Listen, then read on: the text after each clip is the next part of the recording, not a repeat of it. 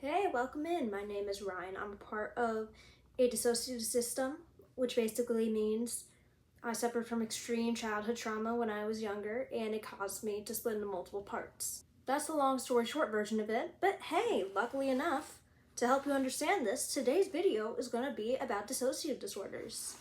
But Ryan, I don't want to learn about dissociative disorders. That's too fucking bad. We're talking about dissociative disorders today. So, quick introduction of me as a part, just to get it out of the way so you know who I am. I'm Ryan. My pronouns are he, him, and it's. And I would be considered the host part. I'm the one usually controlling the body. So, I'm the one most often that you see. If you don't understand what that means, that's cool. That's cool. You're gonna learn something by the end of this video, so don't worry about it.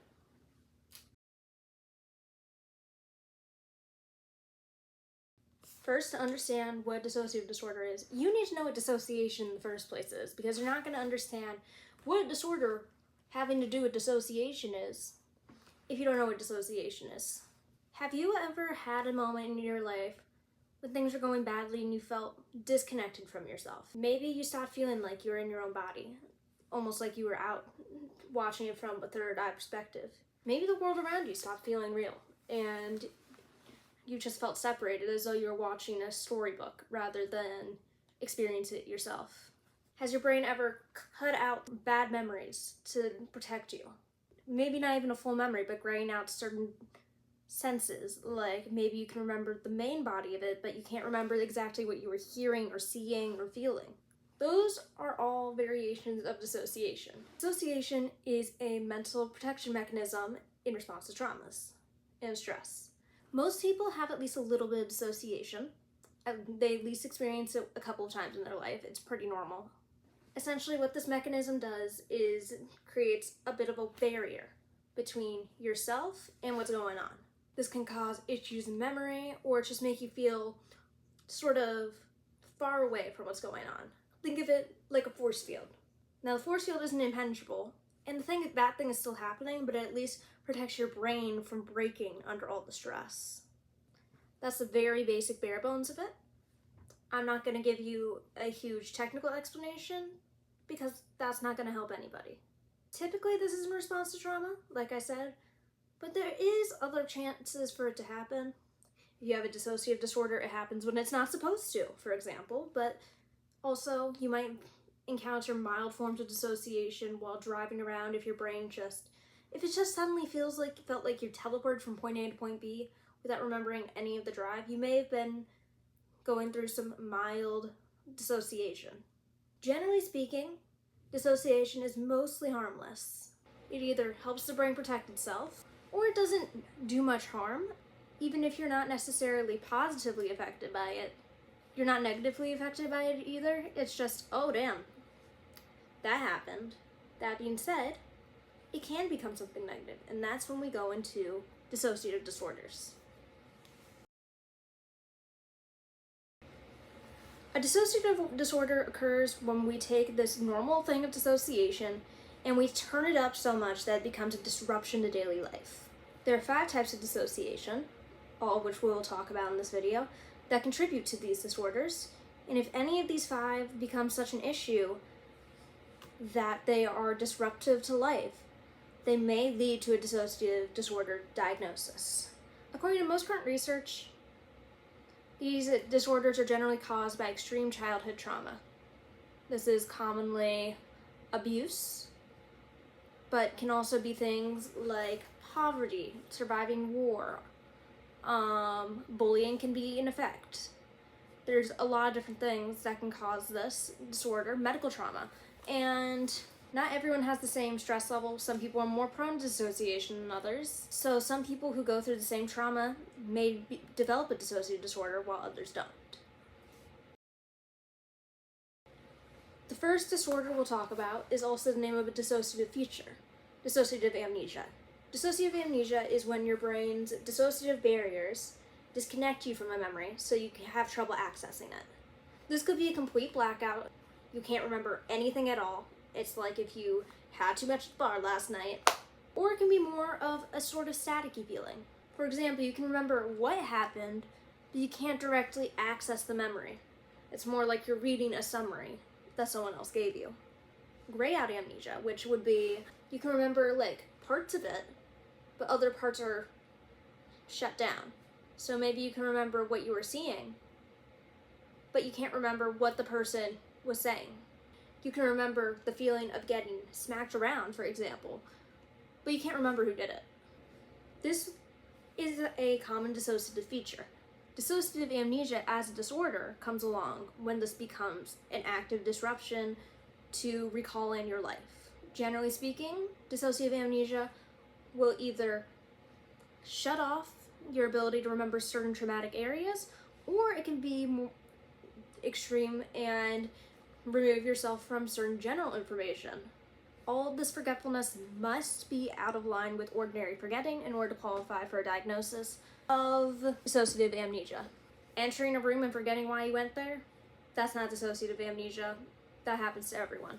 Not able to remember core parts of your life due to dissociation, that's when a dissociative amnesia diagnosis might be helpful.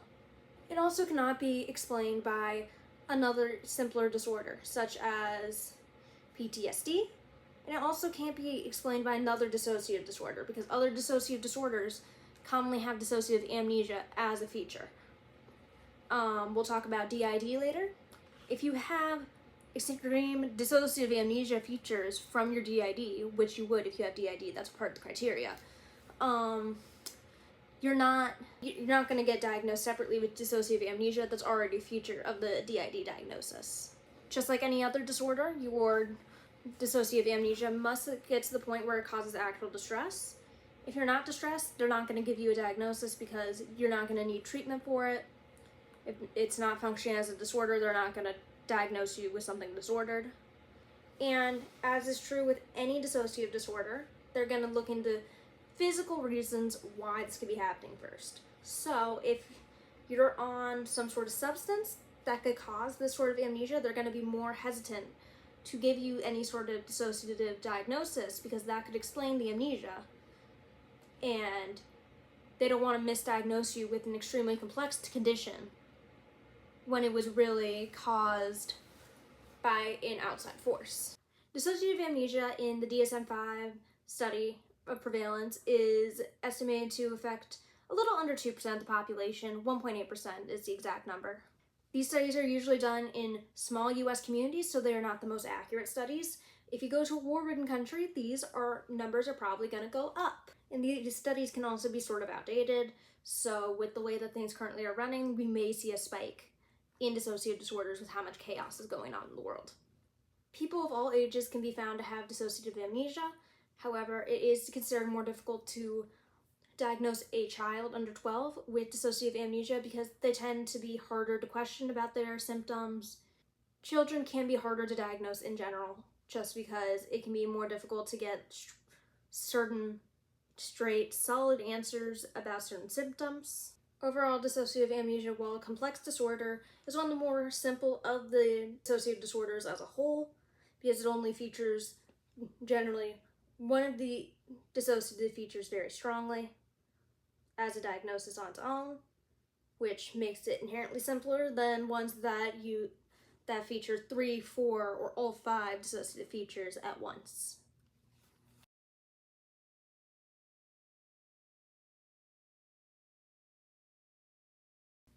What is dissociative fugue? Dissociative fugue is a subtype of dissociative amnesia. Fugue comes with extreme dissociative amnesia symptoms, but also includes a sort of travel.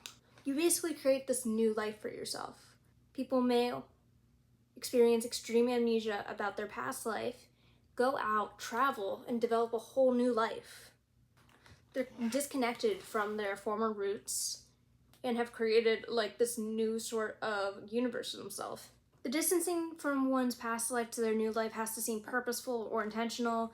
So someone getting kidnapped, having extreme dissociation, and then having a new life because they escaped, that would not be considered dissociative fugue because they didn't have the purposeful intention of traveling, of getting out. There was no purposeful travel involved that is associated with the amnesia itself or associated with confusion of your own life details. It is that you had extreme dissociation while you were at a place that wasn't familiar to you already, regardless of your memory level, and then wandered out, made a new life for yourself. Those are two different things.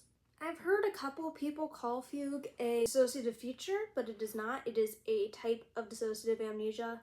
It is very similar to amnesia, so it doesn't require much further explanation. If you understand the concept of people's memories being blocked off by these barriers in amnesia, just add in people having these barriers and that causing them to go out and end up having this new life due to their amnesia, going out purposefully, traveling, creating a new place for themselves because they can't remember their past from this amnesia. That about gives you what dissociative fugue looks like.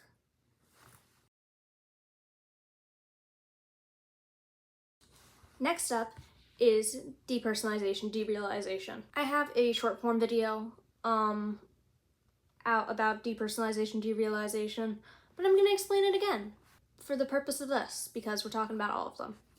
Depersonalization, derealization, or DPDR for short, is a disorder that features heavily two dissociative features.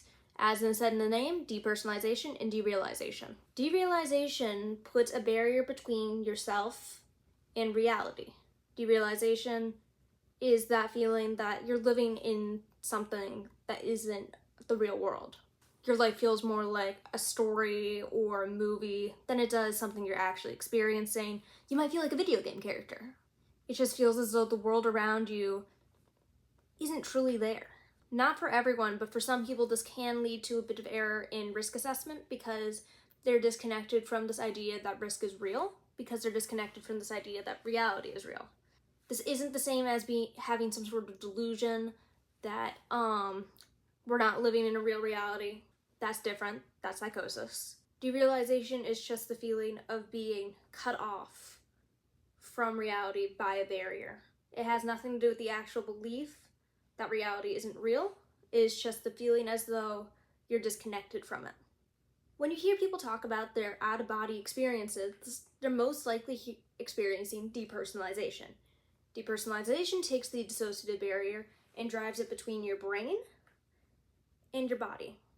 It makes it easier to go through life when you're going through extreme stress, and especially physical stress, because if you're not a part of the thing that's being harmed or in trouble, then you don't need to worry. You don't need to handle that stress. That stress can be compartmentalized more easily because you don't feel as though you're directly experiencing it.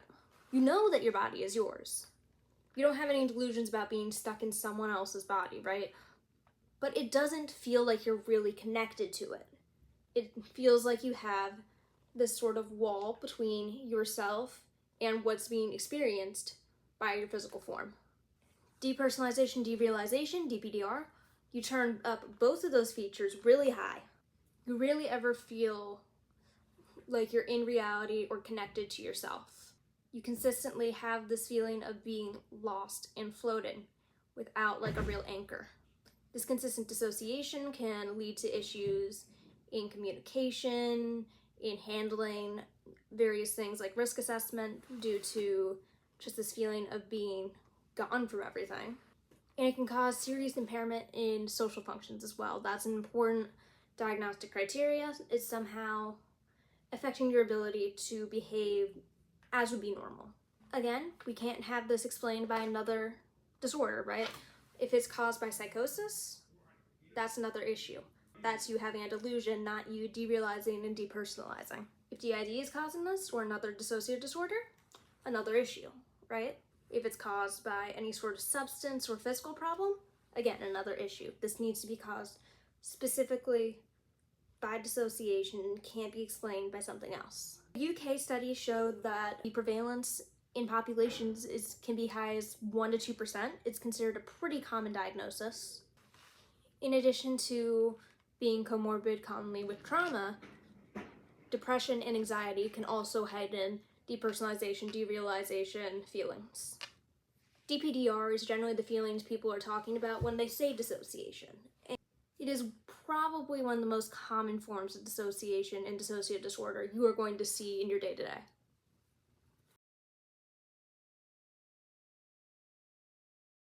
Next is the one that most people know, DID, or Dissociative Identity Disorder. This one's well known because in 2020 there was a sudden burst of people talking about it.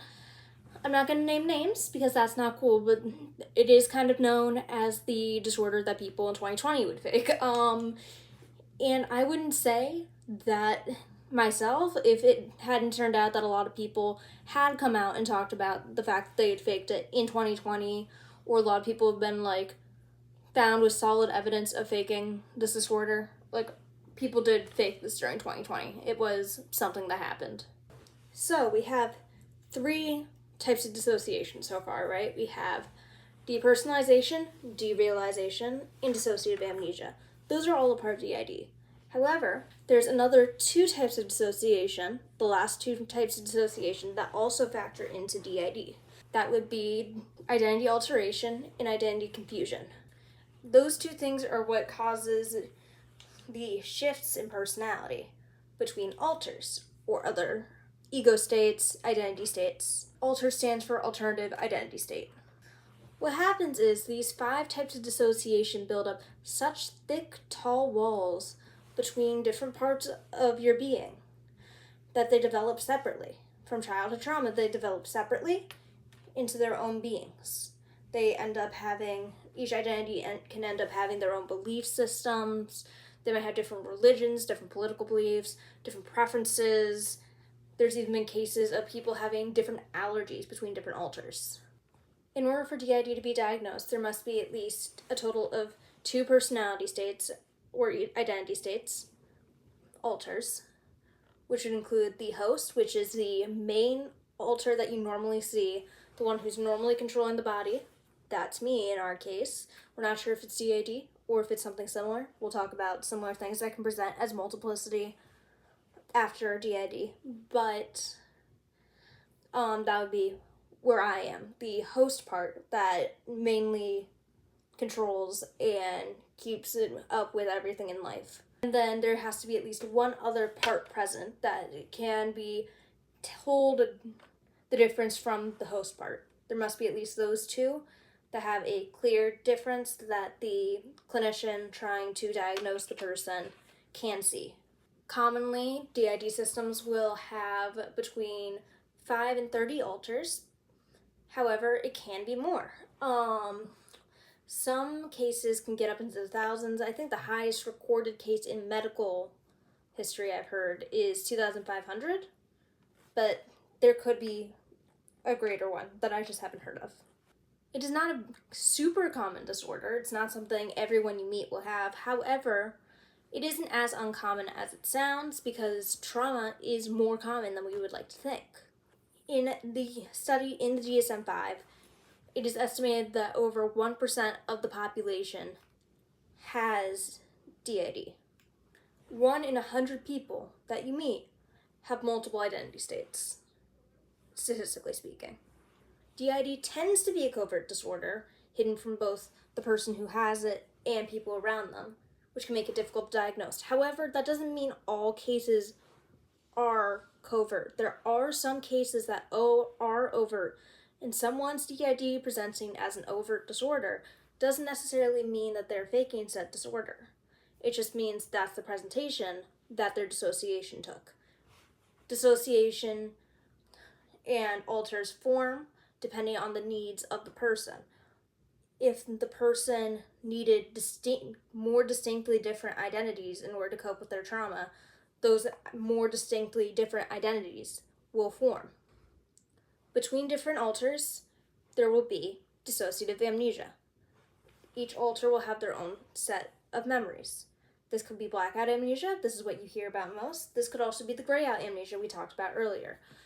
But there must be some sort of amnesia that can't be explained by ordinary forgetting between alters in order for DID to be considered. Like other disorders can't be explained by substances, other physical problems, other disorders. They need to make sure that it is DID and not something else.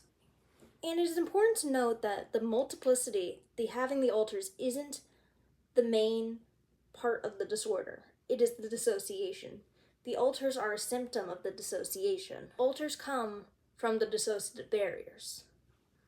Alters are a presentation of extreme dissociation. They aren't just something you have, right?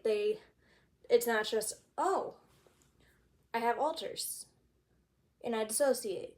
The alters are a part of dissociation. You dissociate. Sometimes that leads to a switch, sometimes it doesn't. Depending on what is going on, sometimes you dissociate and you go into another identity state to protect yourself. The identities don't just exist. You can get to a point where there's less dissociation between identities when you work through things with therapy and psychiatrists and all of these other resources. But with the disorder itself, the entire disorder is caused by dissociation, including the alters. The dissociative barriers are what cause the alters to form. Other specified dissociative disorder, or OSDD. This is generally a set of a few examples of dissociative disorders that don't fit in with DID, DPDR, Dissociative Amnesia, Dissociative Fugue, but are still commonly enough seen to still be specified in DSM-5. This was formerly known as DDNOS, or Dissociative Disorder Not Otherwise Specified. Examples of OSDD presentations include having extreme amnesia and some form of alteration of identity, a lot of depersonalization, derealization. However, the changes in identity are not strong enough to form full-fledged alters. It is function similar to DID. However, the level of differentiation between different parts isn't as strong as between alters and DID. Or it can be like DID, but the alters have less amnesia between them, so it's easier for a person to remember. However, they still watch other alters control the body with the sense of derealization, depersonalization, and lack of control towards their actions. There can be identity disruption due to outside influence, so identity alteration and confusion due to outside influences. This can be seen in cults a lot, causing this sort of dissociation from identity, directly influenced by outside forces. Acute dissociation, which means heavy dissociation, heavier than what most people would experience in response to stressful events. So it happens when it's supposed to, but it happens at a heaviness, at a sort of intensity that is too much that it shouldn't be happening at, and that's what becomes disruptive. There's also types of dissociation in OSDD that can lead to a trance-like state. Generally, OSDD is sorted into 4 different presentations, labeled 1, 2, 3, and 4 respectively. 1 would be holding a lot of different dissociative traits while not fully meeting the criteria for a disorder like DID. 2 would be due to outside influences. 3 would be acute dissociation, and 4 being trance-like dissociation. Finally is unspecified dissociative disorder. Like said, it is not a specific dissociative disorder. It's not something that you have like a very set amount of symptoms for, something you can easily put your thumb on. Essentially what a UDD, or unspecified dissociative disorder diagnosis, means is it's clear you have a dissociative disorder. We just cannot label currently what that disorder is. UDD can be used as an in-between diagnosis sometimes while trying to figure out what dissociative label a person goes under. UDD can also be used when someone seems to not fit properly into any criteria neatly. However, there's clearly something wrong, for lack of a better word. There's clearly a big dissociative issue. However, it doesn't fit cleanly into any pre-existing label. UDD is a catch-all for anything that doesn't fit into the labels pre-existing. This is unlike other specified dissociative disorder, because other specified dissociative disorder still has the specific subtypes that a diagnosis can fit into with specific symptoms. Meanwhile, UDD doesn't have a specific symptom list. It is just, you definitely have a dissociative disorder that doesn't fit into a common box.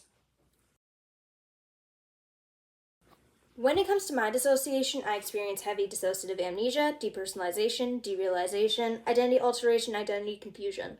So, the way that I experience my dissociation would fit into a DID criteria.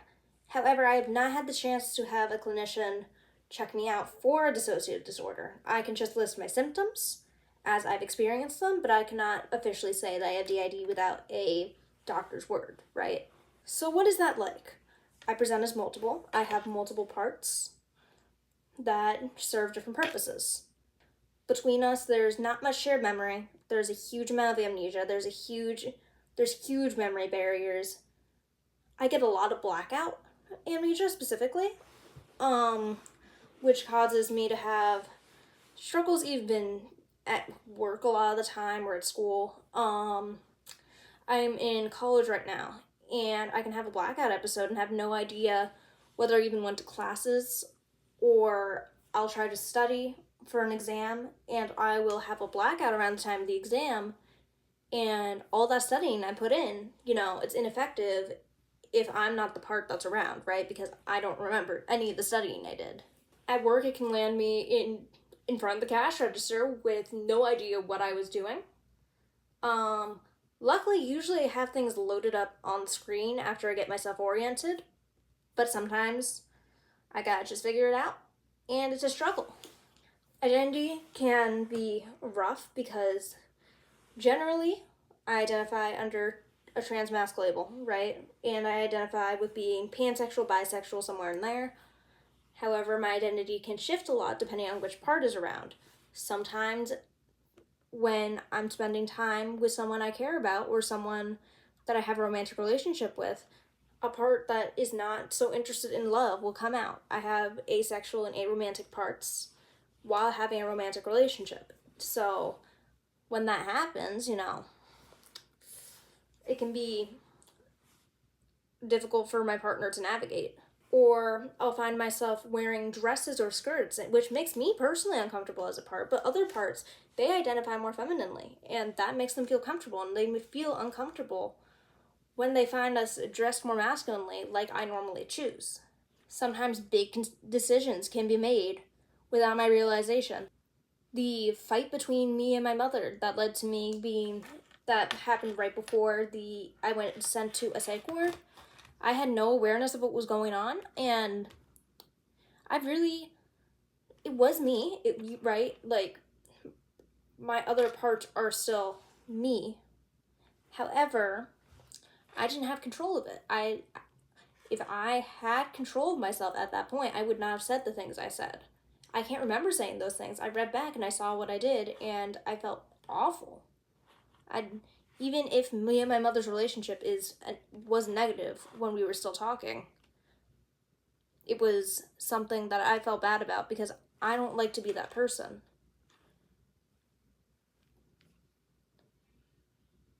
And it was still my responsibility. And I still had to deal with those consequences. But I know that if I had the chance to control myself, and if I had been aware of myself, I wouldn't have done those things. So it's an odd balancing act of making sure that I'm aware of, my accountability, and also knowing what choices I would have made personally, because sometimes things happen and I wouldn't have done it if I had been aware, and I can acknowledge that while also acknowledging that I need to take responsibility.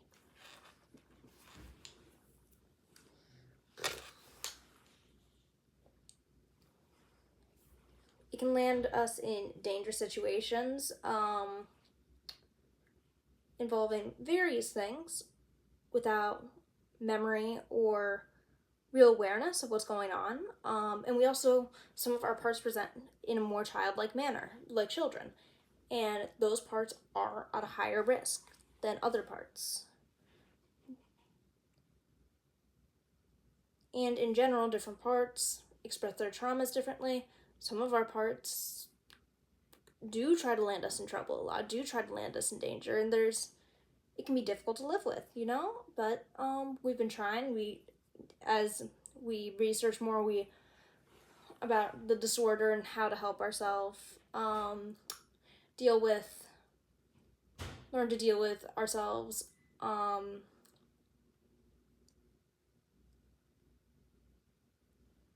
work through trauma, it gets easier. But it's still definitely difficult to live with, and anyone who lives with dissociative disorder is going to have a lot of problems, whether they regularly talk about those problems or not. This was just a quick overview. There's a lot more to know about these disorders and about dissociation in general. I'll probably talk more about it at some point, but I wanted to give at least a quick overview of all of these disorders as a quick cheat sheet for anyone who's interested in them. Thank you for watching. If you did, feel free to subscribe, like the video, whatever, all those things, because it helps me.